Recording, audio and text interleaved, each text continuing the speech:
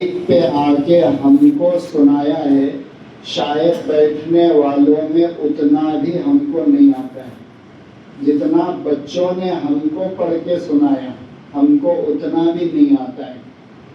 تو یہ بچے جنہوں نے بہت ہی شاندار اپنا دینی پروگرام ہمارے سامنے پیش کیا، اس پروگرام کو سن کر دل بہت خوش ہوا، اور ایسے چھوٹے سے گاؤں میں اتنے اچھے انداز سے ہمارے بچے دین کا علم حاصل کر رہے ہیں، قرآن کی تعلیم حاصل کر رہے ہیں، یہ ہمارے لیے بہت زیادہ فخر کی بات ہے، ہمارے لیے خوشی کی بات ہے کہ مرتے وقت کم از کم ہم اطمینان سے مر سکتے ہیں کہ ہم اپنے اولاد کو مسلمان بنا کے جا رہے ہیں۔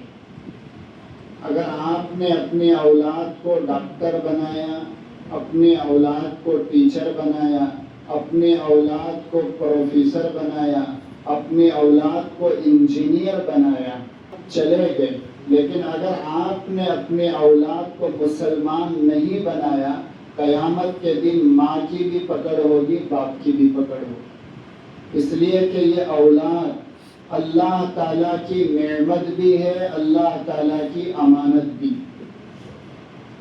آپ توجہ سے سنیں کہ یہ اولاد اللہ تعالیٰ کی نعمت بھی ہے، اللہ تعالیٰ کی امانت بھی ہے، اور یہ اولاد اللہ کی طرف سے رحمت بھی ہے، اللہ کی طرف سے برکت بھی۔ اولاد اللہ کی نعمت بھی ہے، اللہ کی طرف سے امانت بھی ہے، اولاد اللہ کی طرف سے رحمت بھی ہے، اولاد اللہ کی طرف سے برکت بھی۔ اور یہ اولاد اللہ تعالیٰ کی اتنی بڑی نعمت اور امانت ہے کہ اللہ اگر دینا چاہے تو دنیا کی کوئی طاقت روک نہیں سکتی، اور اگر اللہ نہ دینا چاہے تو دنیا کی کوئی طاقت دے نہیں سکتی۔ قرآن کے 25 پارے میں اللہ کا ارشاد ہے، یَهَبُ لِمَن یَشَاءُ إِنَاثًا وَیَهَبُ لِمَن یَشَاءُ الذُّکُورَ أَوْ یُزَوِّجُهُمْ ذُکْرَانًا وَإِنَاثًا وَیَجْعَلُ مَن یَشَاءُ عَقِیمًا۔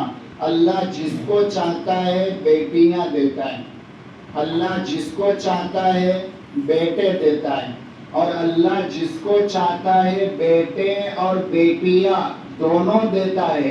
وَيَجْعَلُ مَن يَشَاءُ عَقِیمًا، اور اللہ جس کو چاہتا ہے اولاد کی نعمت سے محروم کر دیتا ہے۔ تو اولاد چاہے بیٹوں کی شکل میں ہو یا بیٹیوں کی شکل میں ہو، اللہ کی نعمت بھی ہے، اللہ کی امانت بھی۔ لیکن ہمارے یہاں فرق ہے، بیٹا پیدا ہوتا ہے تو لڈو بٹتے ہیں، پیڑے تقسیم ہوتے ہیں، اور بیٹی پیدا ہوتی ہے تو باپ کا منہ ایسے ہو جاتا ہے جیسے باسی کڑی کو ابال آ گیا، اور پھر ڈھونڈ ڈھان کے سڑی گلی جلیبی لاتا ہے، 2-3 کلو بانٹتا ہے۔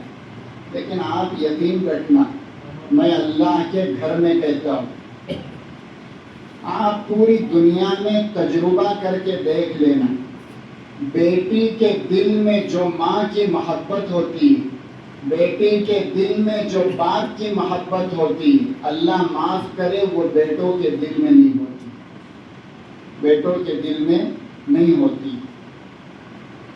باپ سب سے زیادہ بیٹوں کو چاہتا ہے، ماں سب سے زیادہ بیٹوں کو چاہتی ہے، لیکن بیٹوں سے زیادہ ماں کی محبت بیٹی کے دل میں ہوتی، بیٹوں سے زیادہ محبت باپ کی بیٹی کے دل کے اندر ہوتی۔ آپ اس کا تجربہ کر کے دیکھو، اگر کسی بوڑھے آدمی کو آخری وقت میں دواخانے میں 8-10 دن گزارنے کا موقع مل جائے کہ اس کا آخری وقت ہے، اس کا دم نکل رہا ہے، اور دواخانے کے پلنگ اور بیڈ پر پڑا ہوا ہو، خدا کی قسم جان نکلتے وقت بیٹا سرانے نہیں ہوتا، بیٹی سرانے پہ ہوتی۔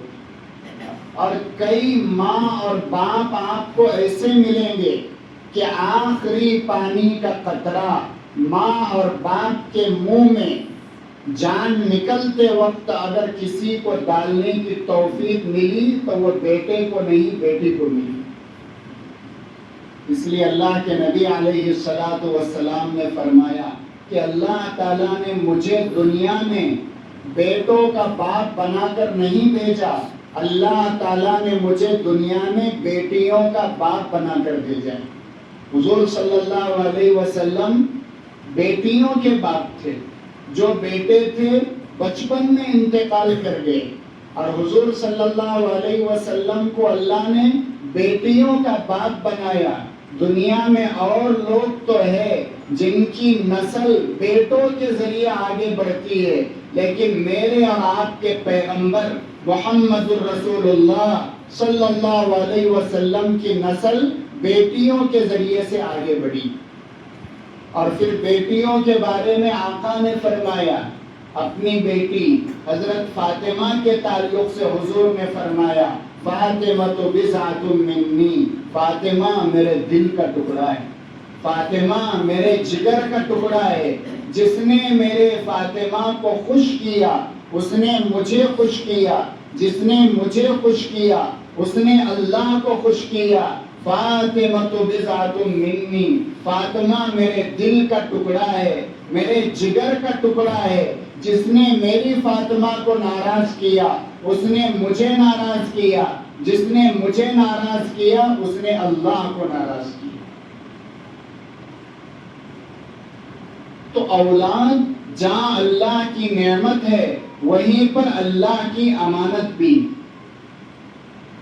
ماں باپ کا کام صرف اولاد پیدا کرنا، اولاد کو پالنا پوسنا بڑا کرنا، بڑے ہو جانے کے بعد ان کی شادیاں کرنا، ان کا گھر بسانا، اتنی ذمہ داری ماں باپ کی نہیں. ماں باپ کی سب سے بنیادی ذمہ داری، ماں باپ کی اولین ذمہ داری اپنے بچوں اور بچیوں کی دینی اور اسلامی تعلیم اور تربیت کا انتظام کرنا ہے. جیسے نماز پڑھنا فرض، روزہ رکھنا فرض، مال والوں کے اوپر حج کرنا فرض، صاحب نصاب آدمی کے اوپر اپنے مال کی زکوٰۃ دینا فرض ہے، اسی طرح ہر ماں اور باپ کی ذمہ داری ہے اور ان کے اوپر فرض ہے کہ وہ اپنی اولاد کی دینی تعلیم اور تربیت کا انتظام کریں.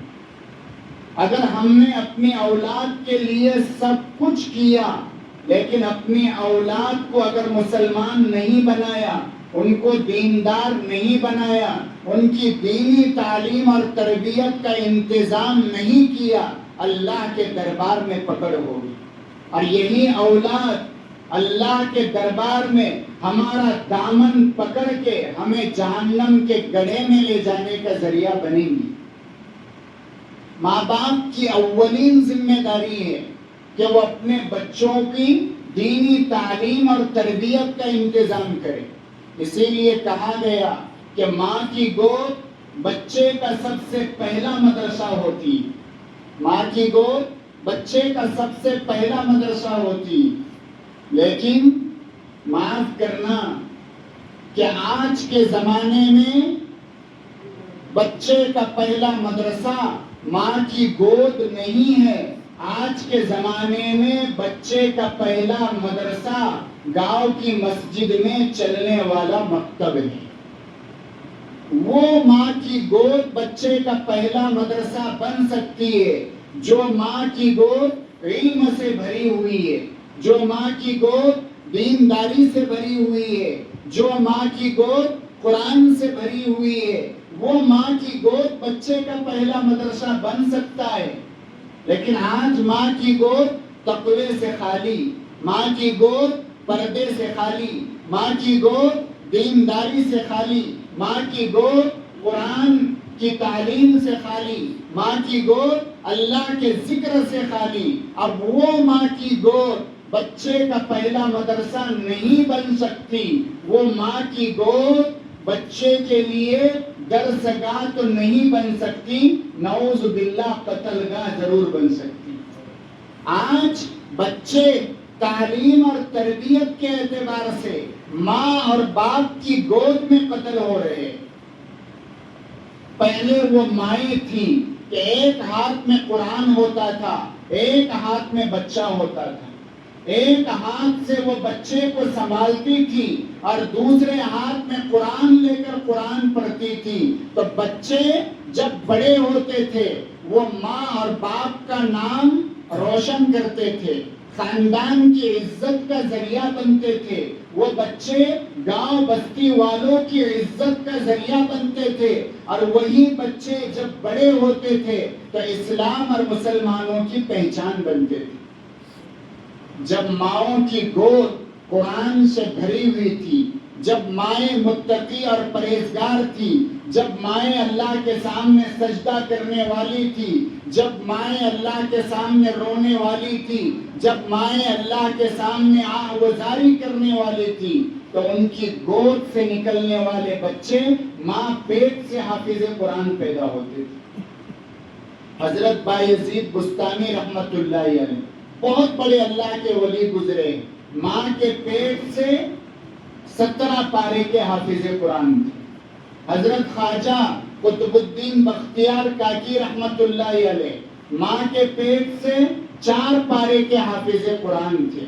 حضرت خواجہ معین الدین چشتی رحمت اللہ علیہ نے جب ہندوستان کا سفر کیا، 90 یا 99 لاکھ لوگوں نے ان کے ہاتھ پر کلمہ پڑھا، بہت خوش ہوئے۔ ماں نے کہا بیٹا اس میں تمہارا کمال نہیں ہے، کمال تو میرا ہے، اور میرا کمال یہ ہے کہ جب بھی میں نے تم کو اپنے چھاتی سے لگا کر دودھ پلایا، قسم اللہ کی کبھی بغیر وضو کے دودھ نہیں پیا۔ آج ماؤں کے اندر یہ دینداری ہے نہیں، باپ کے اندر یہ دینداری ہے نہیں۔ یاد رکھنا، ہم اپنے بچوں کو اگر نیک بنانا چاہتے، متقی بنانا چاہتے، دیندار بنانا چاہتے، پرہیزگار بنانا چاہتے، اللہ کے دین کا داعی اور اسلام کا سپاہی بنانا چاہتے ہیں، تو بچوں کو نیک بنانے سے پہلے ماں باپ کو نیک بننا پڑے۔ اگر ماں نمازی ہوگی، ماں قرآن پڑھنے والی ہوگی، ماں اللہ کا ذکر کرنے والی ہوگی، تو اس کے گھر میں پیدا ہونے والی بچی بھی قرآن پڑھنے والی، اللہ کا ذکر کرنے والی، اور نماز کے وقت مصلی بچھا کر اپنا سر سجدے میں رکھ کر اللہ کے سامنے پیشانی رگڑنے والی بنے۔ اگر باپ نمازی ہوگا، باپ عبادت گزار ہوگا، دیندار ہوگا، تو اس کے گھر میں پلنے والا بچہ بھی نمازی بنے گا، قرآن پڑھنے والا بنے گا، اللہ کا ذکر کرنے والا بنے گا، اللہ کے سامنے آ کر اپنی گردن جھکانے والا بنے گا۔ اور ماں اگر دوپہر کے وقت گلی محلے کی عورتیں جمع کر کے غیبت اور چغلی کرنے والی ہوگی، تو یاد رکھنا اس کی گود میں پلنے والی بچی بھی غیبت کرنے والی، چغلی کرنے والی بنے گی۔ اگر باپ دھوکہ دینے والا بنے گا تو اس کے گھر میں پیدا ہونے والا بچہ بھی دھوکے باز بنے گا۔ باپ اگر جگاری بنے گا تو اس کی اولاد بھی جگاری بنے گی۔ جن کی اولاد نیک بنی، جن کی اولاد متقی اور پرہیزگار بنی، پہلے کردار دیکھو ان کے ماں اور باپ کا۔ یہ جو خاندان چل رہا ہے نا بزرگوں کا، حضرت مولانا یوسف صاحب ان کے بے باپ مولانا سعد صاحب دامت برکاتہ، مولانا سعد صاحب کے باپ مولانا ہارون صاحب، مولانا ہارون صاحب کے والد مولانا یوسف صاحب، اور مولانا یوسف صاحب کے والد حضرت جی مولانا الیاس رحمت اللہ علیہ۔ یہ جو خاندان میں نیک لوگ پیدا ہو رہے ہیں نا، تو ان نیک لوگوں کے پیچھے ان کی گھر کی ماؤں کا کردار ہے۔ شیخ الحدیث حضرت مولانا زکریا رحمت اللہ علیہ نے لکھا کہ اللہ کا فضل ہے، ہم نے ایسی ماؤں کی چھاتیوں سے دودھ پیا ہے کہ ان ماؤں کے پیٹ میں حرام کا لقمہ تو بہت دور کی بات، شک اور شبے والا لقمہ بھی نہیں ہے۔ تو جب مائیں ایسی نیک تھی تو ان کی نسلوں میں اور ان کی گودوں میں اللہ تعالیٰ نے ایسے ایسے علماء پیدا کیے کہ پوری دنیا کے مسلمانوں کی دینی اعتبار سے رہبری رہنمائی کر رہے ہیں۔ حضرت جی مولانا الیاس رحمت اللہ علیہ، جن کے بارے میں قاری طیب صاحب رحمت اللہ علیہ نے لکھا کہ ایک الیاس کے اخلاص نے پوری دنیا کو متحرک بنا دیا۔ ایک الیاس کے اخلاص نے پوری دنیا کو متحرک بنا دیا۔ لیکن وہ الیاس کی ماں کا کردار کیا تھا؟ وہ تہجد گزار تھی، وہ قرآن پڑھنے والی تھی، وہ اللہ کے سامنے رونے والی تھی، وہ ایک ایک دن میں 17 پارے قرآن کریم کی تلاوت کرنے والی تھی۔ جب ماں نیک تھی اولاد نیک بنی، باپ نیک ہوگا اولاد نیک بنے گی۔ ملک کے بہت بڑے عالم دین ہیں حضرت مولانا خلیل الرحمن سجاد نعمانی صاحب دامت برکاتہم۔ یوٹیوب پر آپ نام ڈالو گے سینکڑوں بیانات حضرت کے آئیں گے۔ اس وقت پورے ملک کی ضرورت بن کے کام کر رہے ہیں، بہت بڑا کام اللہ تعالیٰ ان سے لے رہا ہے۔ وہ بیان کرتے ہیں کہ میری عمر مشکل سے 7 یا 8 سال کی ہوگی۔ میں اسی کمرے میں سوتا تھا جس کمرے میں میرے والد حضرت مولانا منظور نعمانی رحمت اللہ علیہ آرام کرتے تھے، اور میری والدہ بھی اسی کمرے میں آرام کرتی تھی۔ اچانک ایک مرتبہ رات میں 3-3:30 بجے میری آنکھ کھلی تو مجھے گھر کے ایک کونے سے رونے کی آواز آئی۔ میں آنکھیں ملتے ہوئے گیا اور دیکھا کہ گھر کے کونے میں بیٹھ کر کون رو رہا ہے۔ تو میں نے دیکھا کہ میرے والد رات میں 3:15-3:30 بجے مصلی پر بیٹھ کر اللہ کے سامنے دعا مانگتے ہوئے آنسو بہا رہے ہیں۔ تو میں اپنے والد کو دیکھ رہا تھا کہ مجھے اچانک گھر کے دوسرے کونے سے رونے کی آواز آئی۔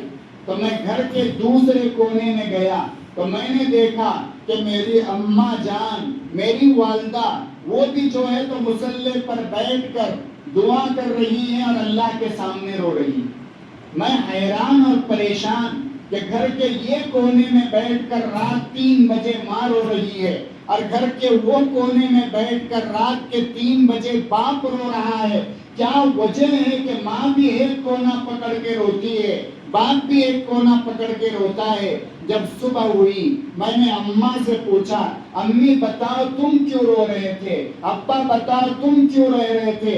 تو ماں کا جواب بھی اور باپ کا جواب بھی یہ آیا کہ بیٹے وہ اللہ کے سامنے نہ روئے تو کس کے سامنے روئے؟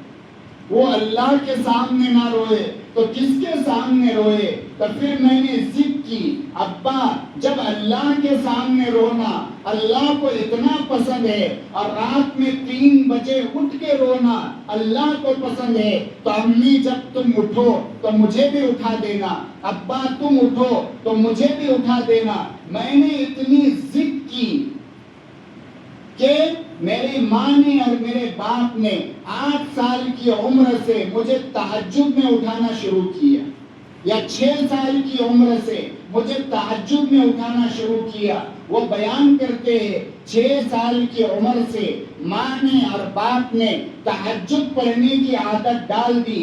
آج اللہ کا فضل ہے 6 سال کی عمر سے لے کر اب تک میری ایک بھی تہجد کی نماز قضا نہیں۔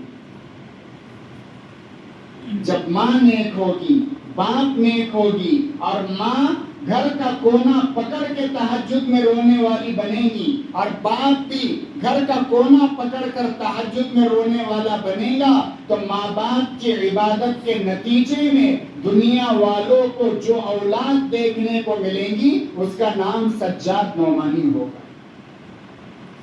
آج ہمارے اندر کہاں یہ نیکی، آج ہمارے اندر کہاں یہ پرہیزگاری ہے؟ ماں اور باپ کی نیکی بچوں کے کام آتی۔ ماں اور باپ اگر کوئی گناہ اور نافرمانی کا کام کریں گے اس کے اثرات اولاد کی زندگی پر پڑیں گے. ماں اور باپ اگر کوئی نیکی کا کام کریں گے، بھلائی کا کام کریں گے، اچھائی کا کام کریں گے، تو اس کے اچھے اثرات بھی بچوں کی زندگی پر پڑیں گے.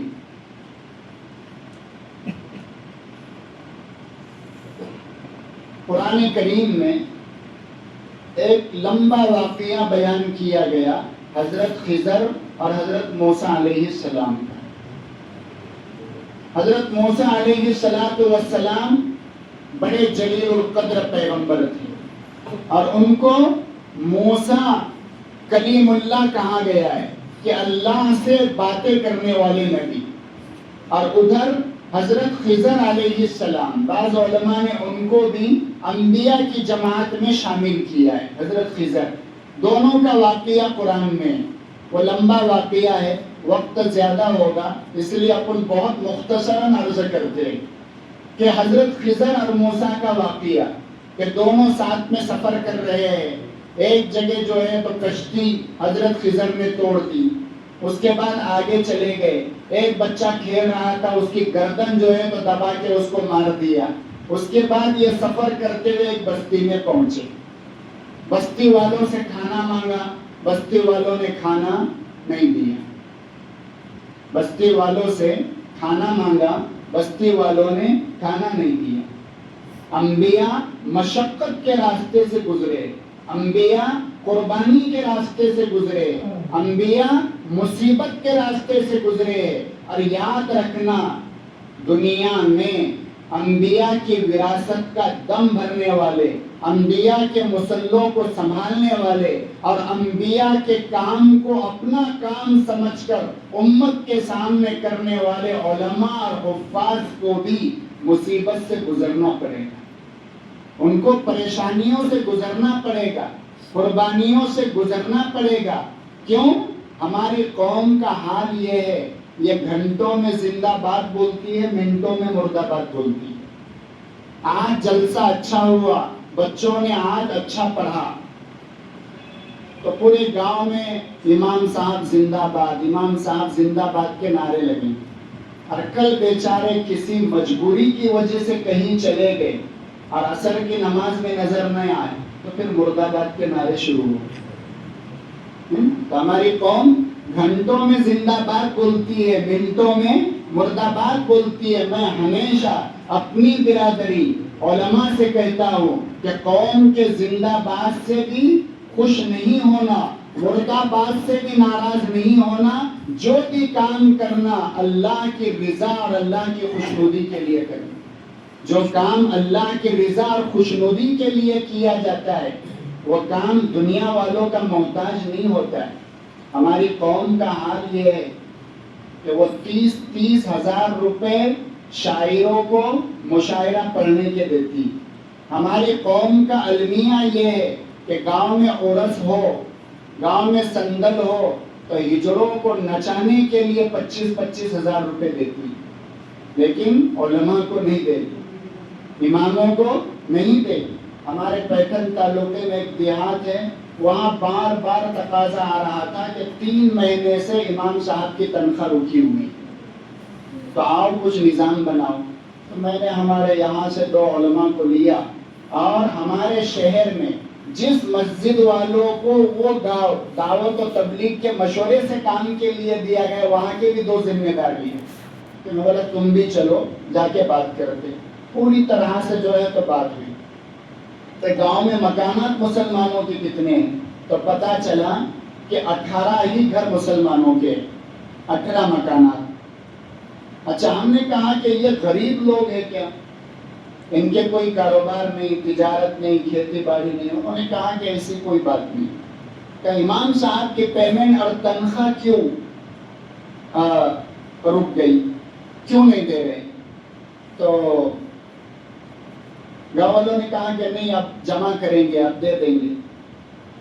تو میں نے کہا کہ بتاؤ، اگر تمہاری مجبوری ہو کہ تم نہیں دے سکتے تو ہم کوشش کریں گے کہ ہمارے مدرسے سے مکتب کے نام پر 1000-1500 روپے کی ہر مہینے ہم مدد کریں، اور پھر شہر سے تمہارا کچھ ایسا انتظام کریں گے کہ امام کی تنخواہ کا بوجھ تمہارے اوپر نہ آئے. اور تم کچھ دو ہم کچھ دیں گے تاکہ بیچاری کی تنخواہ برابر ملتی رہے، مسجد میں نماز پابندی کے ساتھ ہوتے رہے، اور یہ آپ کے معصوم بچے قرآن اور حدیث کی مضبوطی کے ساتھ مسجد میں تعلیم حاصل کرتے رہے۔ جب میں نے تو امام صاحب نے کہا مفتی صاحب ایسی کوئی بات نہیں ہے، بس ان کے دل میں مکتب کی اہمیت نہیں، ان کے دل میں قرآن کی عظمت نہیں ہے، ان کے دل میں مسجد کے امام کا احترام نہیں ہے، ورنہ پیسہ بولتے۔ میں نے کہا کہ کیسے بولتے تم پیسہ بولتے؟ بولے ابھی 8 دن پہلے ہمارے گاؤں میں جو چھوٹی درگاہ ہے وہ درگاہ کا عرس ہوا، اور وہ عرس کے لیے یہ 18 گھر کے لوگوں نے 85,000 روپے دیے۔ کتنے دیے؟ 85,000۔ تو میں بولا گاؤں کے غیر مسلم بھائی برادران وطن ہندو بھائیوں کا تمہارے اوپر کوئی پریشر تھا کیا کہ اتنا پیسہ تم نے عرس کو دیا؟ بولے کوئی پریشر نہیں تھا، تمہارا 85,000 روپے دینے کی ضرورت کیوں پیش آئی تم کو؟ تو انہوں نے کہا کہ جب گاؤں کا منڈل بیٹھا، غیر مسلم بھائی بھی بیٹھے، مسلمان بھائی بھی بیٹھے، اب پورے گاؤں سے ورگنی کی گئی، اب بات یہ ہوئی کہ کیا کرنا ہے۔ تو ہندو بھائیوں کا کہنا یہ تھا کہ اس مرتبہ عرس کے موقع پر ہم کو تماشا لانا ہے، اور مسلمان ادھر آگے ہوئے تھے کہ ہم کو تماشا نہیں، ہم کو قوالی کا پروگرام لانا۔ اب طے یہ ہوا کہ جو ورگنی کا پیسہ جمع ہوا وہ پیسہ جو ہے تو یہیں پر ایک جگہ رہے گا، اس میں سے نہ مسلمانوں کو قوالی کے لیے دیا جائے گا، نہ غیر مسلم بھائیوں کو تماشا کے لیے دیا جائے گا۔ تو تم کو تماشا کرنا ہے تو تم الگ سے ورگنی کرو، اور تم کو قوالی کا پروگرام رکھنا ہے تو تم بھی الگ سے ورگنی کرو۔ تو تماشا والوں نے 1.5 لاکھ روپے جمع کیے، تو ان کی ضد میں قوالی کا پروگرام کرنے کے لیے مسلمانوں نے 85,000 روپے جمع کیے۔ امام کی تنخواہ 3 مہینے سے نہیں، اور قوالی میں ایک مرد کو بلایا گیا، ایک عورت کو بلایا گیا، اور بعد میں معلوم ہوا کہ جو مرد اور عورت آئے تھے، اب جن قوالوں کو نہیں بلایا گیا انہوں نے یہاں رپورٹ بھیجی کہ جو عورت کو تم نے قوالی پڑھنے کے لیے بلایا تھا وہ 1 نمبر کی زناکاری اور بدکاری کرنے ہوئے۔ کہاں جا رہا مسلمان؟ کہاں جا رہا مسلمانوں کا پیسہ؟ کہاں جا رہا مسلمانوں کا مال؟ میں کہتا ہوں آپ نے جو کچھ دیا انعام، اللہ کا شکر ہے کہ اللہ نے آپ کو توفیق دی، آپ نے دیا، لیکن میں یقین کے ساتھ کہتا ہوں جتنا آپ نے دیا ہم اللہ کا شکر ادا کرتے ہیں، جتنا آپ نے دیا ہم اس کو کم نہیں کہتے، یہ دینا بہت ہے۔ اگر اللہ کے یہاں یہ دینا ہی قبول ہو گیا تو ہماری مغفرت کے لیے کافی۔ لیکن ایک درد میں آپ کے سامنے بیان کر رہا ہوں، اگر ہمارے ہی گاؤں میں اگر کوئی ناچنے والی آتی نا تو اس سے زیادہ مسلمان اس کو دیتا، اس سے زیادہ مسلمان اس کو دیتا۔ وہ گار گوڑی کا کھیل بتانے والا آیا نا تو چلتے چلتے مسلمان جو ہے تو 50 کی نوٹ پھینک کے چلے جاتا، تو رسی پر لڑکی ناچتی۔ کسی شاعر کا شعر ہے کہ رسی پر تو صرف ایک لڑکی چلتی، رسی پر تو صرف ایک لڑکی چلتی ہے، مرد تو سارے ڈھول بجانے والے۔ تو وہ گارگوڑی والا بھی اگر گاؤں میں کھیل بتانے آیا 2-3 ہزار روپے لے کر جاتا۔ ہمارے دل میں مکتب کی عظمت ہونا چاہیے، ہمارے دل میں قرآن کا احترام ہونا چاہیے، ہمارے دل میں قرآن کی اہمیت ہونا چاہیے۔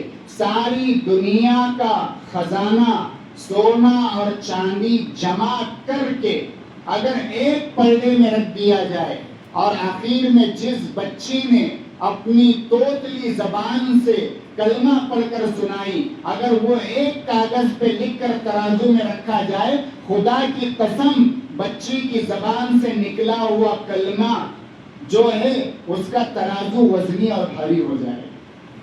یہ اللہ کا نام ہے، یہ اللہ کا کلام ہے۔ اس لیے جہاں اولاد کی تعلیم اور تربیت ہماری ذمہ داری ہے، وہیں پر ہمارے دل میں یہ عظمت اور احترام بھی ہونا چاہیے۔ تو بات چلی تھی یہاں سے کہ 2 نبی کا تذکرہ اللہ نے قرآن میں کیا، وہ بستی میں گئے, گاؤں والوں سے کھانا مانگا, کھانا نہیں دیا. انہوں نے کھانا مانگا تو کھانا نہیں دیا, اور نہیں دیا تو زندگی میں ہوتی ہے قربانیاں, محنت, مشقتیں, اس کو برداشت کر کے چلنا پڑے گا. دعوت کے کام کرنے والوں کو بھی, مسجد کے ذمہ داروں کو بھی, علماء اور حفاظ کو بھی, قوم کے رخ کو دیکھ کر اپنے کو کام کرنے کا مزاج بنانا پڑے گا. کام کرتے وقت بہت سی رکاوٹیں آئے گی. ابھی حضرت مولانا حبیب صاحب ہمارے ساتھ پھکانے کے جلسے میں تھے. میں نے اس جلسے میں کہا لوگوں کا حال یہ ہوا کہ وہ کام کرنے والوں کی قدر نہیں کرتے, کام بھرنے والوں کی قدر کرتے. کام کرنے والوں کی قدر نہیں کرتے. امام صاحب امامت کر رہے ہیں, ان کی گھر والی بچیوں کو پڑھا رہی ہے, وہ بچوں کو پڑھا رہے, محنت کر کے اتنے سارے بچے تیار کیے, یہ کام کر رہے, لیکن ان کی قدر نہیں. ہاں, امام صاحب کے کوئی آدمی کام بھرے گا نا, اس کو گھوٹ کے چائے پلا, اور پھر کیا بول ادھر آؤ میں یار, ہماری جان تمہارے میں جانے, تمہاری جان کہاں ہے پتہ نہیں, ہم تم کو ڈھونڈ رہے, تم تو نظر ہی نہیں آتے, کیا بات ہے, محبت بہت پتلی کر دی ہے, اب ملتے ہی نہیں, کچھ ہی نہیں, کیا نہیں. اور پھر چائے بناتے تو پھر بول ادھر آؤ. امام صاحب تھے کہ زوال میں تھے, بولتے نہیں, ایسی چاہوں میں کل بھی نہیں تھی, ایسی چاہوں میں کل بھی نہیں تھی. کبھی امیر صاحب کے پیچھے, کبھی امام صاحب کے پیچھے, کبھی علیم صاحب کے پیچھے, کبھی مفتی صاحب کے پیچھے, پوری زندگی جو ہے تو اس پر ہی چل رہی. دنیا کہاں جا رہی ہے اور ہم کہاں جا رہے ہیں. اب لوگ پھر کیا بولتے ہیں, ابھی بنگال کے الیکشن چل رہے ہیں نا, آسام کی, تو واٹس ایپ کے جو مجاہدین ہیں ہمارے, وہ واٹس ایپ پر ہی جہاد کرنا چاہتے, واٹس ایپ پر ہی تہجد پڑھنا چاہتے, اور واٹس ایپ سے ہی جنت میں جانا چاہتے. وہ رات میں سوتا ہے 2 بجے موبائل دیکھتے دیکھتے, اور صبح میں جو ہے تو اٹھتا ہے 10 بجے, اور 10 بجے بھی بستر سے اٹھا نہیں, وہی پڑے پڑے موبائل چارجنگ کو لگا تھا لیا. اب اس میں جو ہے تو مسلمانوں کے حالات اگر آ گئے تو فلاں جگہ موب لنچنگ ہو گئی, فلاں جگہ مسلمانوں کو ستایا گیا, فلاں یہ بول رہا, تو یہ واٹس ایپ کا مجاہد ہے نا, یہ تکے پہ سر رکھتے رکھتے 10 بجے آنکھ کھلنے کے بعد نیچے لکھ کے بھیجتا کمنٹ, علماء کیا کر رہے ہیں, دعوت تبلیغ والے کیا کر رہے ہیں, اور یہ رات میں 2 بجے سو رہا, 10 بجے اٹھ رہا, اور موبائل پر ہی بول رہا کیا کر رہے ہیں. یہ زندہ قوم کی علامت نہیں ہے, زندہ قوموں کی یہ علامت نہیں ہے.